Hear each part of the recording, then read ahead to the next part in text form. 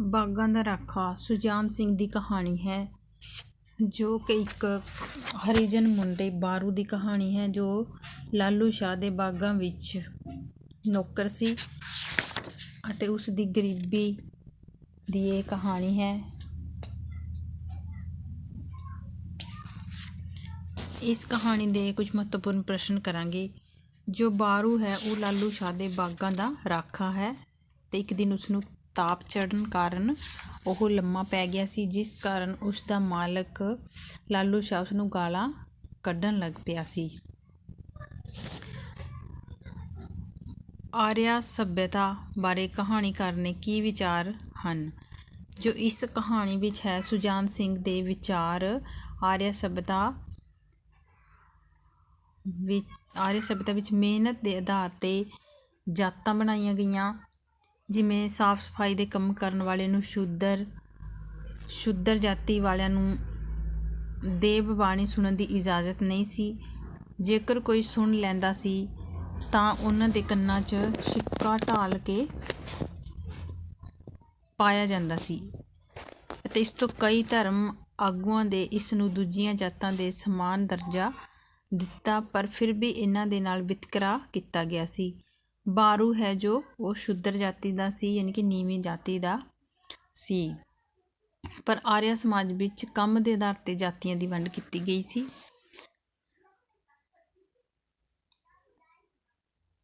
ਹਰੀਜਨ ਚੌੜੇ ਪੌੜੇ ਵਾਲੇ ਮਹਾਸੇ ਅਤੇ ਹਮਾਣੀ ਕੌਣ ਸਨ? ਜੋ ਹਰੀਜਨ ਚੌੜੇ ਪੌੜੇ ਵਾਲੇ ਮਹਾਸੇ ਹਸਾਈ ਇਹ ਸਾਰੇ ਹੀ ਅਛੂਤ ਜਾਤੀ ਦੇ ਲੋਕ ਸਨ। ਇਹ ਨਾਂ ਵੱਖ-ਵੱਖ ਧਰਮਾਂ ਨੂੰ ਅਛੂਤਾਂ ਨੂੰ ਦੇ ਦਿੱਤੇ ਗਏ। ਜੋ ਇਹ ਨਾਂ ਹਨ ਵੱਖ-ਵੱਖ ਅਛੂਤ ਜਾਤੀਆਂ ਨੂੰ ਦੇ ਦਿੱਤੇ ਗਏ। ਇਸ ਤੋਂ ਬਾਅਦ ਕਈ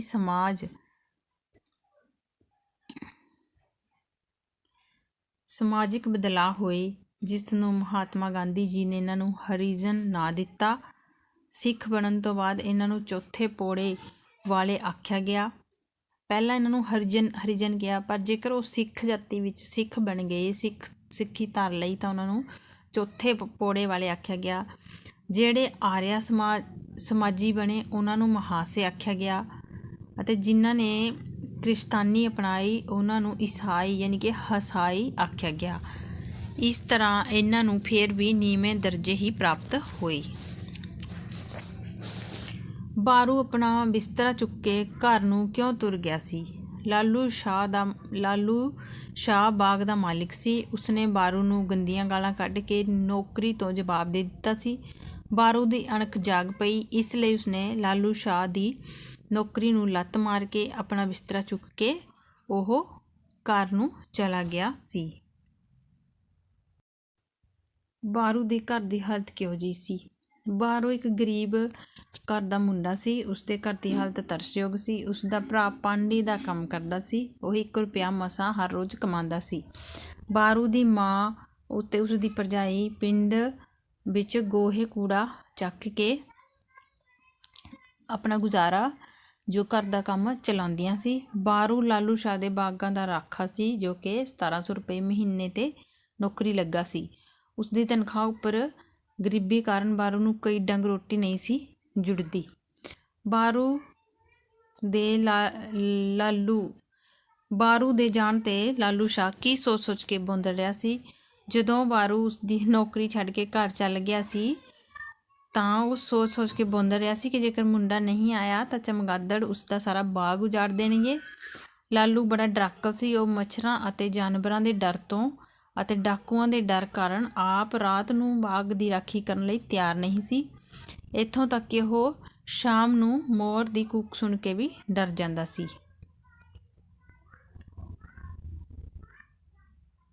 ਮਹਾਤਮਾ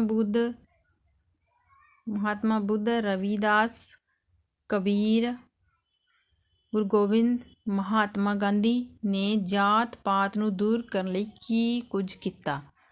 ਜੋ ਮਹਾਤਮਾ ਬੁੱਧ ਜੀ ਹਨ, ਰਵੀਦਾਸ ਜੀ ਹਨ, ਕਬੀਰ ਜੀ ਹਨ, ਗੁਰੂ ਗੋਬਿੰਦ ਸਿੰਘ ਜੀ ਹਨ, ਮਹਾਤਮਾ ਗਾਂਧੀ ਜੀ ਹਨ, ਇਹਨਾਂ ਨੇ ਕੀ ਕੀਤਾ? ਅਛੂਤਾਂ ਨੂੰ ਉੱਪਰ ਚੁੱਕਣ ਲਈ ਉਹਨਾਂ ਦੇ ਹੱਕ ਵਿੱਚ ਆਵਾਜ਼ ਉਠਾਈ। ਉਹਨਾਂ ਨੇ ਗਲ ਨਾ ਲਾਇਆ ਇਹਨਾਂ ਨੂੰ ਰਵਿਦਾਸ ਨੇ ਰਾਮ ਨਾਮ ਜਪ ਕੇ ਜਾਤ ਪਾਤ ਦਾ ਖੰਡਨ ਕੀਤਾ। ਕਬੀਰ ਜੀ ਨੇ ਇਸ ਜਾਤ ਪਾਤ ਦਾ ਖੰਡਨ ਕਰਕੇ ਸਾਰੀ ਮਾਨਵ ਜਾਤੀ ਨੂੰ ਇੱਕ ਸਮਾਨ ਦੱਸਿਆ। ਗੁਰੂ ਨਾਨਕ ਦੇਵ ਜੀ ਨੇ ਏਕ ਪਿਤਾ ਏਕਸ ਕੇ ਹਮ ਵਾਰਿਸ ਦਾ ਉਪਦੇਸ਼ ਦਿੱਤਾ। ਗੁਰੂ ਗੋਬਿੰਦ ਸਿੰਘ ਜੀ ਨੇ ਸਭ ਨੂੰ ਇੱਕੋ ਬਾਣੇ ਵਿੱਚ ਅੰਮ੍ਰਿਤ ਛਕਾ ਕੇ ਇੱਕ ਜਾਤ ਪਾਤ ਦਾ ਵਿਤਕਰਾ ਮੁਕਾ ਦੇਣ ਦਾ ਯਤਨ ਕੀਤਾ। ਇਸ ਤਰ੍ਹਾਂ ਮਹਾਤਮਾ ਗਾਂਧੀ ਨੇ ਵੀ ਇਹਨਾਂ ਅਛੂਤਾਂ ਨੂੰ ਉੱਪਰ ਚੁੱਕਣ ਵਾਸਤੇ ਮੰਦਿਰਾਂ ਦੇ ਦਰਵਾਜ਼ੇ ਖੁਲਵਾਏ ਸੀ। ਕਹਾਣੀ ਦੇ ਅੰਤਲੇ ਭਾਗ ਵਿੱਚ ਡਾਕੂ ਦਾ ਕਿਸੇ ਨੂੰ ਪਤਾ ਨਹੀਂ ਸੀ, ਜੋ ਆਰਾਮ ਨਾਲ ਘਰ ਸੁੱਤਾ ਸੀ। ਤੁਹਾਡੇ ਵਿਚਾਰ ਅਨੁਸਾਰ ਉਹ ਡਾਕੂ ਕੌਣ ਸੀ? ਬਾਰੂ ਦੀ ਮੌਤ ਦਾ ਕਿਉਂ ਜ਼ਿੰਮੇਵਾਰ ਸੀ? ਜੋ ਡਾਕੂ ਕਿਹਾ ਗਿਆ ਹੈ ਉਹ ਲਾਲੂ ਸ਼ਾਹ ਨੂੰ ਕਿਹਾ ਗਿਆ ਹੈ, ਜੋ ਕਿ ਘਰੇ ਆਰਾਮ ਨਾਲ ਸੁੱਤਾ ਪਿਆ ਸੀ ਤੇ ਉਹ ਗਰੀਬ ਬਾਰੂ ਦਾ ਸ਼ੋਸ਼ਣ ਕਰਦਾ ਸੀ। 17 ਰੁਪਏ ਮਹੀਨੇ ਵਿੱਚ ਉਸ ਕੋਲੋਂ ਦਿਨ ਰਾਤ ਕੰਮ ਲੈਂਦਾ ਸੀ।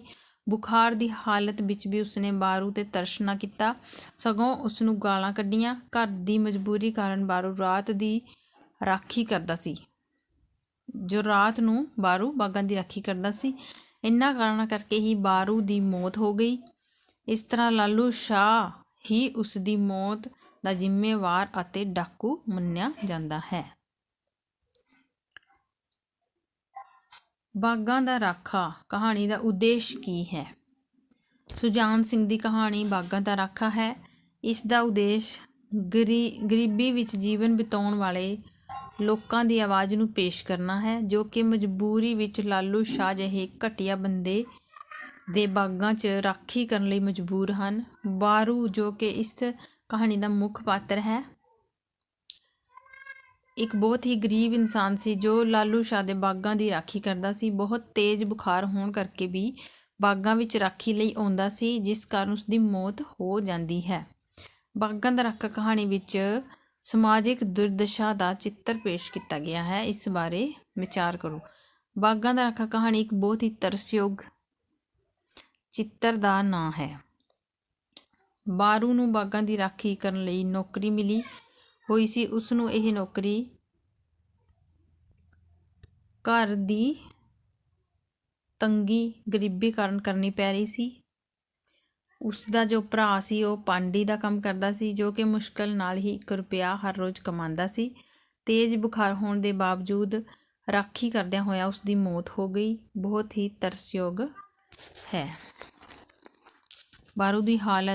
ਬਾਰੂ ਦੀ ਮੌਤ, ਉਸਦੇ ਘਰ ਦੀ ਹਾਲਤ ਬਹੁਤ ਹੀ ਤਰਸਯੋਗ ਦਰਸਾਈ ਗਈ ਹੈ ਇਸ ਕਹਾਣੀ ਵਿੱਚ।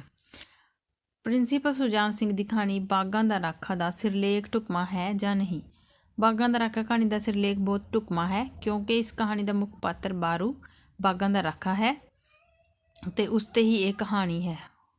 ਉਸ ਬਾਗ ਦੇ ਨਾਲ ਨਾਲ ਉਹ ਆਪਣੇ ਘਰ ਦਾ ਵੀ ਰਾਖਾ ਮੰਨਿਆ ਜਾਂਦਾ ਹੈ, ਕਿਉਂਕਿ ਉਸਦੀ ਤਨਖਾਹ ਦੇ ਨਾਲ ਹੀ ਉਸਦੇ ਘਰ ਦਾ ਗੁਜ਼ਾਰਾ ਚੱਲ ਰਿਹਾ ਸੀ। ਘਰ ਦੀ ਆਰਥਿਕ ਮੰਦੀ ਕਰਕੇ ਕਈ ਦਿਨ ਉਸਦੇ ਘਰ ਰੋਟੀ ਵੀ ਨਹੀਂ ਸੀ ਪੱਕਦੀ, ਇਸ ਕਰਕੇ ਉਸਨੂੰ ਨੌਕਰੀ ਕਰਨੀ ਪੈਂਦੀ ਸੀ। ਬੁਖਾਰ ਵਿੱਚ ਵੀ ਉਹ ਠੰਡ ਵਿੱਚ ਬਾਗ ਦੀ ਰਾਖੀ ਕਰਦਾ ਰਿਹਾ ਅਤੇ ਉਸਦੀ ਮੌਤ ਹੋ ਗਈ ਸੀ। ਬਾਗਾਂ ਦਾ ਰਾਖਾ ਕਹਾਣੀ ਸਾਡੇ ਸਮਾਜ ਦੇ ਲਾਲਚ ਅਤੇ ਸਵਾਰਥ ਦਾ ਦ੍ਰਿਸ਼ ਵੀ ਪੇਸ਼ ਕਰਦੀ ਹੈ। ਬਾਗਾਂ ਦਾ ਰਾਖਾ ਕਹਾਣੀ ਦਾ ਮੁੱਖ ਪਾਤਰ ਬਾਰੂ ਇੱਕ ਗਰੀਬ ਵਿਅਕਤੀ ਹੁੰਦਾ ਹੈ। ਉਹ ਤਾਪ ਕਾਰਨ ਕੁਝ ਦੇਰ ਲਈ ਲੰਮਾ ਪੈ ਜਾਂਦਾ ਹੈ, ਜਿਸ ਨੂੰ ਦੇਖ ਕੇ ਬਾਗਾਂ ਦਾ ਰਾਖਾ ਮਾਲਕ ਜੋ ਹੈ ਉਸਨੂੰ ਗਾਲਾਂ ਕੱਢਦਾ ਹੈ ਅਤੇ ਉੱਥੇ ਕਲਰਕਾਂ ਦਾ ਅਮਰੂਦ ਖਾਂਦਾ ਟੋਲਾ ਲੰਘਦਾ ਹੈ। ਉਹਨਾਂ 'ਚੋਂ ਕਿਸੇ ਨੂੰ ਵੀ ਬਾਰੂ ਦੇ ਤਾਪ ਦਾ ਫਿਕਰ ਨਹੀਂ ਸੀ, ਨਾ ਹੀ ਕਿਸੇ ਨੇ ਉਸ ਤੋਂ ਕੁਝ ਪੁੱਛਿਆ। ਘਰ ਜਾਣ ਤੋਂ ਬਾਅਦ ਉਸਦੀ ਮਾਂ ਭਰਜਾਈ ਵੀ ਉਸ ਨੂੰ ਹਮਦਰਦੀ ਨਹੀਂ ਵਿਖਾਈ, ਸਗੋਂ ਉਸਨੂੰ ਹੀ ਗਲਤ ਸਮਝਣ ਲੱਗ ਪਈਆਂ।